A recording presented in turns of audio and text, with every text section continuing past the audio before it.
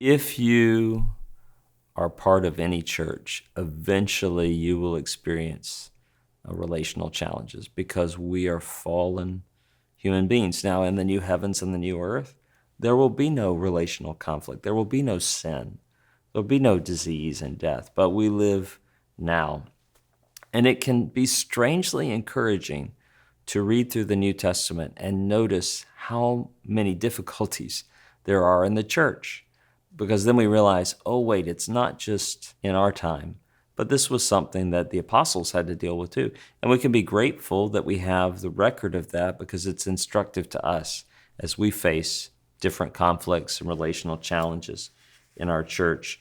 Recently, I've been reading through Philippians, and Philippians is such a great book to instruct us about conflict and about unity in the church.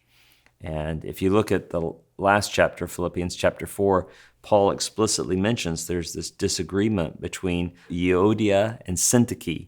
And so there's some sort of conflict to the point where the Apostle Paul is having to address it in a letter to the whole church. We don't know exactly what it was. And there's several principles from that, as well as if you look at the letter, people sometimes think of Philippians as a letter of joy, and it is, but one of the main themes is also unity. It seems like Paul is having to over and over and say, be of the same mind, be united in spirit. Like there's this call to a decisive choice of unity, right? They're called to respond to the gospel. They're called to respond to God's empowering and leading by bringing greater unity into their church. Sometimes you need other people to help in a situation where there's conflict. So Paul, addressing Euodia and Syntyche, also calls this other person, he says, my loyal yokefellow, come and assist them. So many times if we're in a relational conflict or strife, it's good and right to involve other Christians to help bring resolution. Matthew 18 speaks about this when there's the issue of conflict and potentially even public sin in the church. And the principle there is keep it as small as possible, but go as public as necessary in it. So you don't want to shame or embarrass people, but if you need to, broaden out the circle to bring other Christians in to help resolve the situation.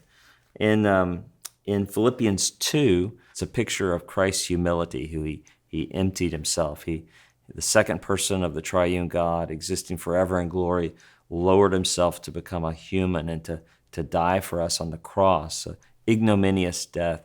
And Paul uses this not only to teach about the atonement, about theology, but he commands the Philippians to have that kind of mindset towards one another, to sacrifice for the sake of the other, to think of the other's needs as greater than their own.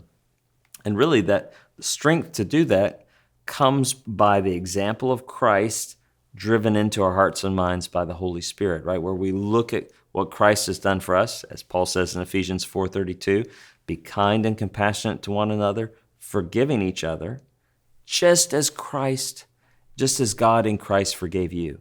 So you always have to have the indicative precedes the imperative. God in Christ has forgiven you, and that's why we can forgive and love others. We can't do it on our own strength. Even the whole letter of Philippians itself, if you think about it, as the Philippians heard it read, as we read it, we're encountering Scripture, the Word of God. The Holy Spirit presses that into our hearts and minds such that we feel conviction of our own sin rather than thinking, they said this about me, they did this to me. We feel the conviction of our own sin, our bitterness, our unforgiveness, things that we have said and done towards them. And so being in the Scripture is one of the most essential ways to be a reconciling person, to be a forgiving person, to create a community that is a forgiving community. In the letter, letter to the Philippians, he also appeals to his own life. He appeals to the life of Timothy. He appeals to the life of Epaphroditus for specific examples of what it means to be concerned about others. We can learn about them by reading Philippians. We can also look to other Christians who set an example of not slandering other people, not gossiping, not being unforgiving. And you say, well, I don't have any great examples of that in my church, but you have lots of Christian biographies of people you could read about who've gone through immense suffering. Corrie ten Boom, immense difficulties, and yet they're able still to be forgiving, gracious, reconciling people. The letter to the Philippians begins, unlike many of Paul's letters, by mentioning the leaders of the church. You see, he says, I'm addressing the saints, the believers in Philippi, along with the overseers and the deacons. And it has been suggested one reason he might be doing that is because of the issue of disunity and conflict, and it's important to make sure the leaders in the church are on board with addressing that, and in some cases, if it's such a public situation.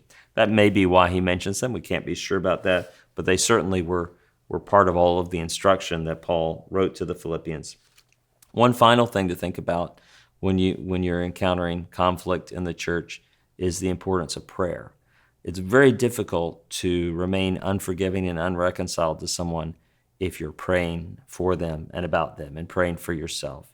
The Holy Spirit will not let you remain a hard-hearted person. The Holy Spirit will not let you remain an unforgiving person.